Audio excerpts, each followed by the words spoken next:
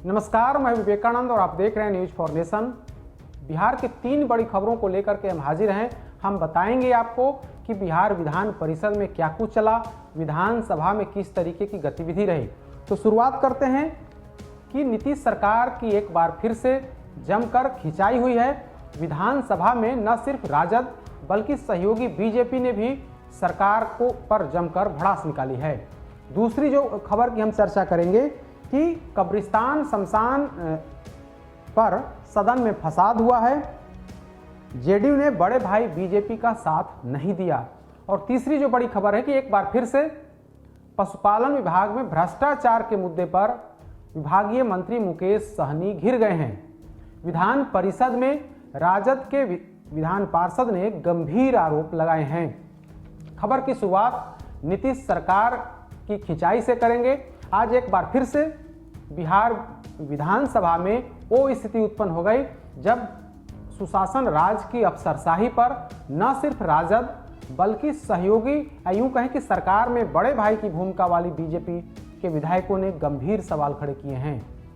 राजद के एक सदस्य रामबली प्रसाद यादव की तरफ से यह सवाल उठा कि अधिकारी जो हैं विधायकों के पत्र का कोई जवाब नहीं देते हैं, यानी कि विधायक जो पत्र लिखते हैं अधिकारियों को, उस पत्र को रद्दी की टोकरी में फेंक दिया जाता है। विधानसभा में आज प्रश्नकाल के दौरान यह मुद्दा उठा। जैसे ही राजद सदस्य ने यह सवाल उठाया, मंत्री जो संसदीय कार्य मंत्री हैं विजय चौधरी ने जवाब दिया। हालांकि जवाब से सदस्य संतुष्ट नहीं हुए। राजद सदस्य तो सदन में शोर शराबा करने ही लगे। बीजेपी के विधायक भी राजद विधायकों के साथ हो गए और सरकार की जमकर खिंचाई की, अफसरशाही पर जमकर भड़ास निकाली।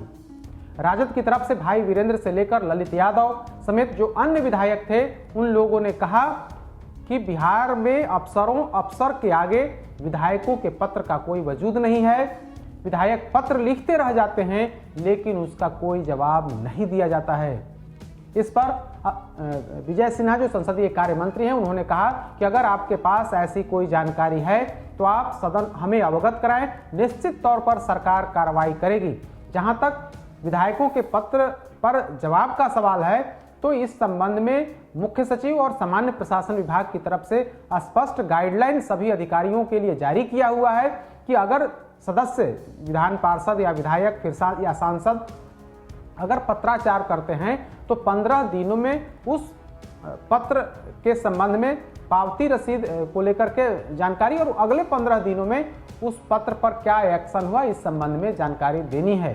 फिर भी अगर कोई अधिकारी ने ऐसा काम नहीं किया, इस तरीके जवाब नहीं दिया तो आप बताएं, सदन में बताएं और निश्चित तौर पर सरकार और या हम कार्रवाई करेंगे।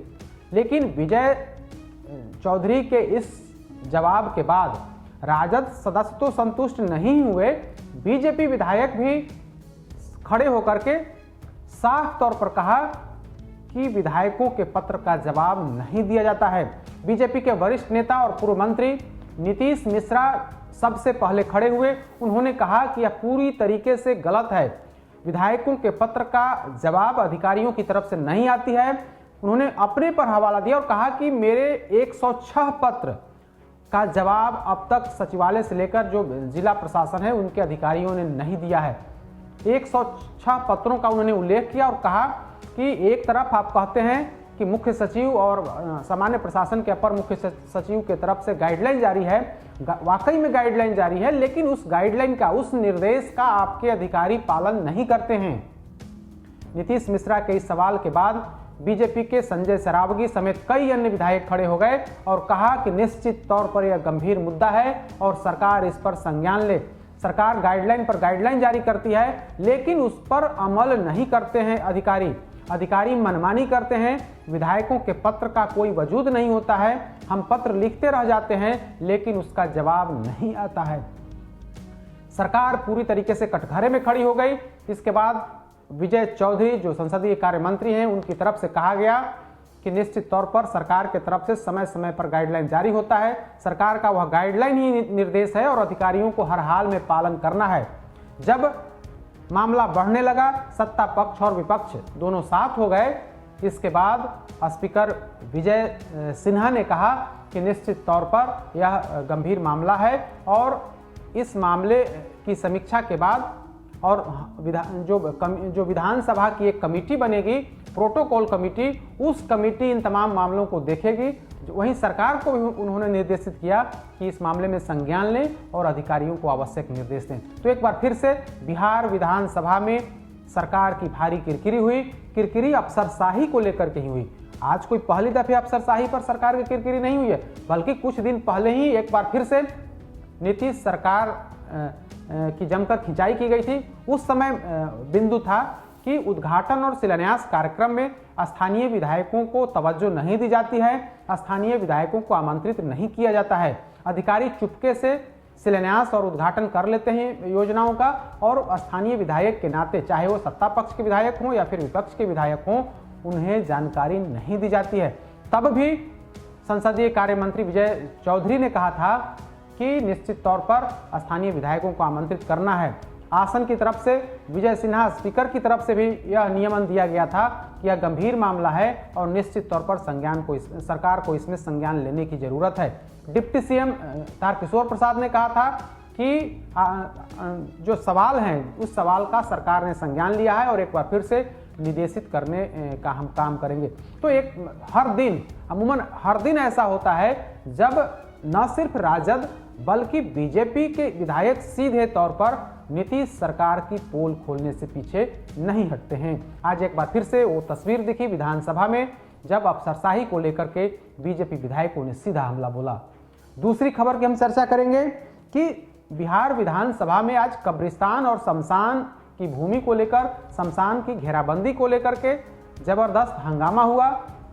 न सिर्फ राजद बल्कि बीजेपी के विधायक मंदिर और शमशान की घेराबंदी को लेकर के सरकार को कटघरे में खड़ा किया, लेकिन इस पूरे प्रकरण में जेडीयू अकेले रही। जेडीयू के विधायक इस प्रकरण में सामने नहीं आए। राजद और बीजेपी के विधायक अपने आसन से, अपनी सीट से खड़े होकर के आवाज उठाते रहे, लेकिन जेडीयू के विधायक चुपचाप से बैठे रहे। दरअसल यह मामला तब उठा क्वेश्चन आवर में जब राजद के विधायक शमीम अहमद की तरफ से यह सवाल खड़ा किया गया और कहा गया कि कई ऐसे कब्रिस्तान हैं जिनकी घेराबंदी लंबित है।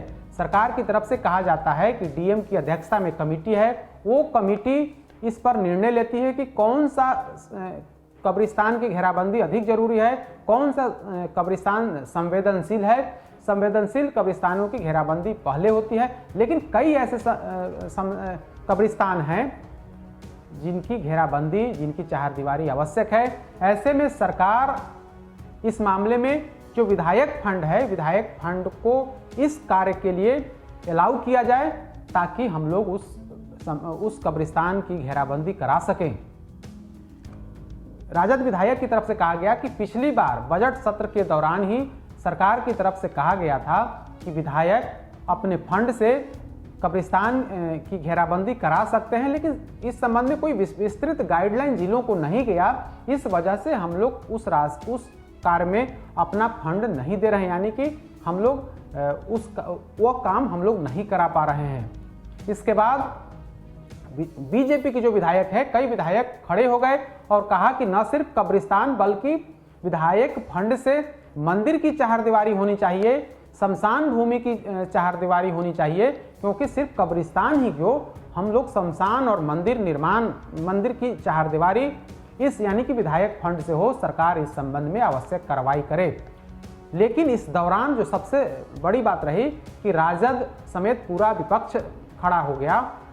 सत्ता पक्ष की तरफ से बीजेपी के तमाम विधायक खड़े हो गए और आसन की तरफ कहने लगे कि इस मामले में सरकार संज्ञान ले और शमशान भूमि के घेराबंदी को लेकर के भी विधायक फंड से उसमें राशि खर्च हो, मंदिर की चारदीवारी में भी इस राशि का उपयोग हो, सिर्फ कब्रिस्तान की घेराबंदी में नहीं हो। इसके बाद जो मंत्री थे, जो प्रभारी मंत्री थे विजेंद्र यादव, उन्होंने कहा कि अभी इस तरीके का कोई प्रावधान नहीं है कि विधायक फंड से उस काम को किया जाए। लेकिन आसन की तरफ से कहा गया कि इस मामले में चूंकि अधिकांश सदस्यों की यह राय है कि विधायक फंड की जो राशि है, स्थानीय क्षेत्र विकास की जो राशि है, उस राशि से चारदीवारी, कब्रिस्तान की चारदीवारी की घेराबंदी हो, मंदिर की घेराबंदी हो, शमशान की घेराबंदी हो, इसको लेकर के सरकार इस पर संज्ञान ले और आसन की तरफ से यह निर्देश दिया गया। तो इस पूरे प्रकरण में जहां जेडीयू को छोड़कर के तमाम सदस्य खड़े हो गए, लेकिन जेडीयू के जो विधायक थे सदन में मौजूद, वे चुपचाप बैठे रहे। तो यूं कहें कि इस प्रकरण में जेडीयू न सत्ता पक्ष के साथ थी न विपक्ष के साथ थी, बल्कि जेडीयू अलग थलग पड़ गई। और तीसरी खबर की हम जो चर्चा करेंगे कि एक बार फिर से मुकेश सहनी पर गंभीर आरोप लगे हैं। इसके पहले बिहार विधानसभा में आरोप लगे थे और आज विधान परिषद में राजद के एमएलसी सुनील कुमार सिंह ने गंभीर आरोप लगाए। इस बार आरोप है कि जो गव्य विकास के तहत किसानों को जो प्रशिक्षण कार्यक्रम था, उस कार्यक्रम में बड़े स्तर पर सेटिंग की गई है। यह पूरा कार्यक्रम 2 करोड़ 71 लाख रुपए का था। इतनी राशि से किसानों को प्रशिक्षित करना था, लेकिन विभाग ने बड़ी ही चालाकी से एक अनप्रोफेशनल, जो अनट्रेंड आदमी को, अनट्रेंड संस्था को ट्रेनिंग कराने का जिम्मा दे दिया। जबकि इस कार्य के लिए अब तक पूरी तरीके से जो सरकारी एजेंसी है, जो सरकारी प्रशिक्षण एजेंसी है, उस एजेंसी के माध्यम से प्रशिक्षण का कार्यक्रम होता था। राजद एमएलसी सुनील सिंह ने बाकायदा कई पत्रों का हवाला दिया और कहा कि देखिए 2019 में इस संस्था को मिला था प्रशिक्षण का जिम्मा, 2020 में इस संस्था को मिला था, 2000 मतलब वर्षवार उन्होंने यह बताया कि हर बार जो सरकार की जो संस्था है, सरकार से जो मान्यता प्राप्त संस्था है, उस संस्था को इस काम का जिम्मा दिया गया था। लेकिन अब क्या हुआ है कि 2 करोड़ 71 लाख की राशि से जो प्रशिक्षण का कार्यक्रम था, वो पटना के एक बैंक्वेट हॉल, यानी कि जो शादी विवाह जहां संपन्न होता है, उसके मालिक को, उस जगह को पर वो कार्यक्रम कराया गया और पटना से दूर कराया गया। जबकि अभी तक जितने प्रशिक्षण कार्यक्रम हुए हैं वो पटना में हुए हैं। तो उन्होंने सवाल खड़ा किया कि आखिर ऐसी क्या स्थिति आई कि एक अनट्रेंड संस्था को, जिसने कभी कोई इस तरीके का कार्यक्रम नहीं किया है, प्रशिक्षण का कार्यक्रम नहीं किया है, आखिर उसे कैसे दे दिया गया? यह गंभीर सवाल है। और राजद एमएलसी ने तो यहां तक कह दिया कि इस पूरे मामले में बड़े स्तर पर गड़बड़ी की गई है। उनका सीधा निशाना मंत्री मुकेश सहनी थे। उन्होंने कहा कि विभाग के स्तर पर बड़ी गड़बड़ी की गई है और एक सुनियोजित चाल है। किसी अनट्रेंड व्यक्ति को या अनट्रेंड संस्था को इतनी बड़ी जिम्मेदारी दी गई, तो निश्चित तौर पर इसमें बड़े स्तर पर घालमेल हुआ है। उनका निशाना सीधे तौर पर मंत्री मुकेश सहनी थे। उन्होंने मांग किया कि इस पूरे मामले की निगरानी से जांच कराई जाए और दोषियों पर, जो लोग भी इसमें दोषी हैं, उन पर कार्रवाई हो। उन्होंने कहा कि अगर निगरानी से आप जांच नहीं कराना चाहते हैं तो इसमें सदन की जो उच्च स्तरीय कमेटी है, वो कमेटी जांच करे और जांच के बाद जो रिजल्ट आता है, उस रिजल्ट के आधार पर सरकार कार्रवाई करे। जवाब मंत्री मुकेश सहनी ने दिया और कहा कि इस तरीके की कोई गड़बड़ी नहीं हुई है। उन्होंने कुछ जो पत्र है, उस पत्र को, रिपोर्ट को दिखाया सदन में और कहा कि हम इस रिपोर्ट को सदन के पटल पर रख रहे हैं। इसके बाद आरजेडी के एमएलसी ने कहा, जिन्होंने आरोप लगाया था सुनील सिंह ने, उन्होंने कहा कि हम भी बाकायदा पूरी रिपोर्ट के साथ सदन में आए हैं और ये पूरी रिपोर्ट हम भी सदन के पटल पर रख रहे हैं। विवाद बढ़ता देख विधान परिषद के जो सभापति हैं, उन्होंने सदन की कार्यवाही को स्थगित कर, यानी कि भोजनावकाश के पहले यह मामला उठा था। तब मुकेश सहनी की भारी किरकिरी हुई। कहीं न कहीं इस पूरे प्रकरण में मंत्री, जो पशु एवं मत्स्य संसाधन मंत्री हैं, वो कटघरे में खड़े हैं। इसके पहले विधानसभा में बीजेपी के विधायक संजय सरावगी ने यह मुद्दा उठाया था और कहा था कि आखिर किस परिस्थिति में कॉम्फेड में जो बहाली होनी थी 100 से अधिक लोगों की, उसका रिजल्ट भी प्रकाशन हो गया, लेकिन मंत्री मुकेश सहनी ने बॉक्सशीट लिख करके इस पूरी बहाली पर नियोजन पत्र देने पर या नियुक्ति पत्र देने पर मंत्री मुकेश सहनी ने रोक लगा दी और कहा कि इस मामले में भ्रष्टाचार हुआ है, बड़े स्तर पर गड़बड़ी हुई है। 7 माह पहले रिजल्ट निकलने के तुरंत बाद, यानी कि आज से 7 माह पहले इसको रोका गया था। लेकिन इतने दिनों में अगर मंत्री को जानकारी हुई कि इस बहाली में गड़बड़ी हुई है, तो 7 महीनों में क्या जांच हुई, सरकार को इसमें बताना चाहिए। तब मंत्री, हालांकि उस दौरान मुकेश सहनी सदन में नहीं थे, वे यूपी में चुनाव प्रचार कर रहे थे। उनकी जगह संतोष सदन में जवाब दे रहे थे उनकी भारी फजीहत हुई थी। इसके बाद आसन की तरफ से कहा गया कि इस पूरे मामले में विभाग से पूरी जानकारी लें और चलते सत्र यानी कि इसी बजट सत्र में आप सदन को बताएं, क्योंकि यह काफ़ी गंभीर मामला है। तो पहले विधानसभा और फिर विधान परिषद में भ्रष्टाचार को लेकर के या कहीं ना कहीं मुकेश सहनी को कटघरे में खड़ा किया गया है, पहले बीजेपी की तरफ से और अब आरजेडी की तरफ से। तो ये 3 बड़ी खबरें थी, तीनों के बारे में हमने विस्तार से बताया। कल फिर से 3 बड़ी खबरों को लेकर के हम हाजिर होंगे। तब तक हमें दीजिए इजाजत।